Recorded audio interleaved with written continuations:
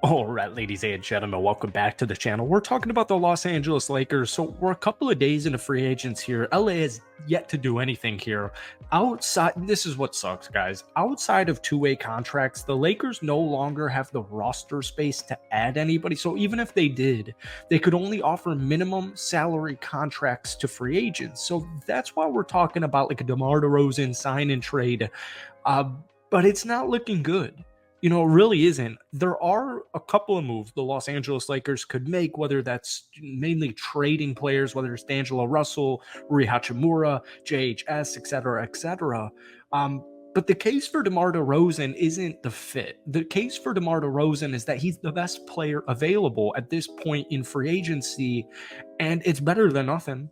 You know, a couple other moves that LA could make. You know, you could make a trade for Lauri Markkanen. You could pay to dump some of these players like Christian Wood. You could just ride it out. You can trade D'Lo. You can take a look at what Portland has with guys like Jeremy Grant. So we're going to talk about DeMar DeRozan and the Lakers free agency in today's video. But before we do, if you guys enjoy it, be sure to hit that like button, hit that sub button for daily Lakers content. Thank you guys so much for all the love you've been showing on these videos. If you could try and get this 1 to 500 likes, I would really appreciate it. So DeMar DeRozan, by far the best player available in free agency, mainly a mid-range scorer.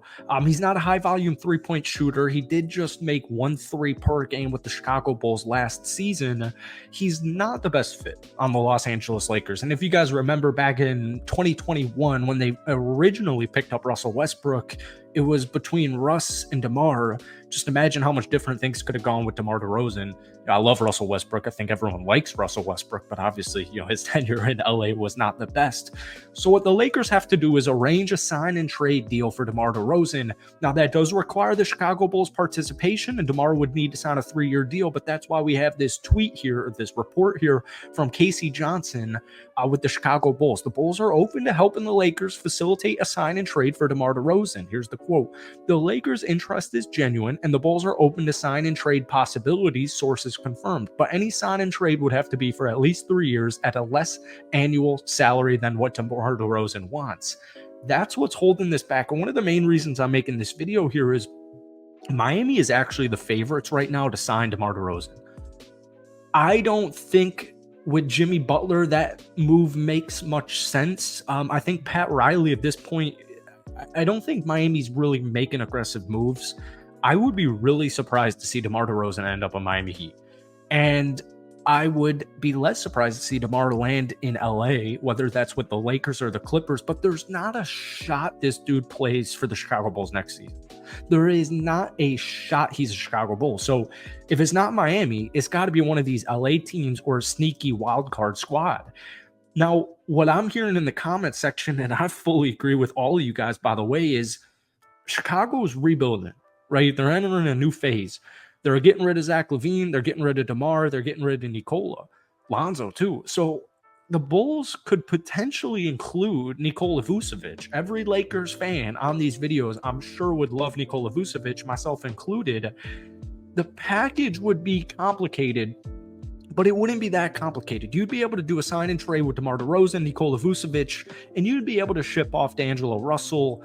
You would definitely have to get rid of Rui Hachimura. You would have to certainly get rid of Jalen Hood-Schifino and Christian Wood because of his contract. But you're going to have to throw in some picks in there, all right?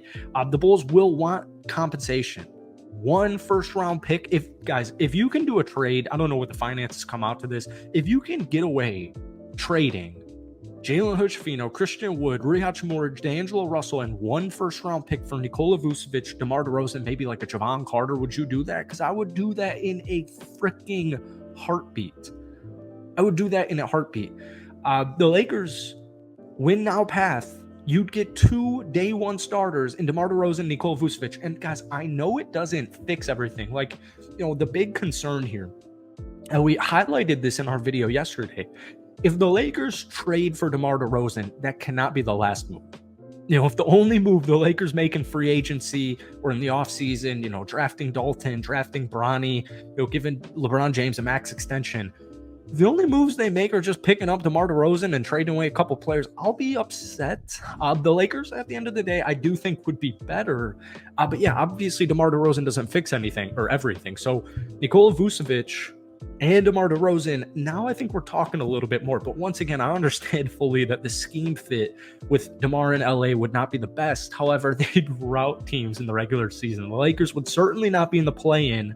And I think that's worth mentioning because I'm so freaking sick of getting through the play-in and then having to face a 1 or 2 seed. I don't even care if it's a Minnesota or even Denver now that they've lost a couple of pieces, but you just get my point. It's so much added games. It's so much added pressure for just no reason. LeBron James, Anthony Davis should get the job done to get a top 6 seed. But like we just saw, they didn't. It wasn't enough. But DeMar DeRozan, AD, Nikola Vucevic, and LeBron, like, you're a top 4 seed. You got home field advantage heading into the playoffs. So I was reading an article on Bleacher Report, and they were just kind of going through some moves that the Lakers could make. We keep talking about the Portland Trailblazers. They've got a couple interesting players. A combo of D'Angelo Russell, Rui Hachimura, Jalen Hood-Schifino, and Christian Wood would be able to bring Jeremy Grant and Robert Williams to LA without triggering a first apron hard cap, though the Lakers would be hard capped. That would require LeBron James to take about $4 to $17 million below the max. So that's not going to happen. But my point is, we went through a trade idea a couple of days ago for Jeremy Grant. It was like nothing. I mean, it was literally like freaking nothing. You wouldn't even bat your eye if I gave you the trade request or the trade idea or proposal right here. Like, you would like gasp and you'd be like, I'm hopping on that immediately. What I'm sure is hindering the Lakers is Jeremy Grant's contract. Moving on, we've talked about Lauri Markkanen. I'll probably make a Lauri Markkanen video at some point in the next couple of days. Lauri doesn't seem like Utah doesn't want to trade him, but they're listening to offers. Your competition is 100% the Golden State Warriors. Apparently, Golden State is all in to acquire Lauri Markkanen. The other one they had was paid on players. You could look at teams like the Charlotte Hornets, the Detroit Pistons, the Jazz. They could absorb some of these players, like Christian Wood is a good example there. And then, finally ride it out. I will just say I'm not a fan of riding it out. There's so many pieces on the Lakers that I love. Like guys like Cam Reddish. If Cam Reddish can just stay healthy and turn into his actual potential, then we're talking here. The only benefit I see to riding it out is I do like D'Angelo Russell. In the playoffs, though, we ran into some issues. But my concern, or my Darvin Ham to JJ Redick, to me, is a huge win.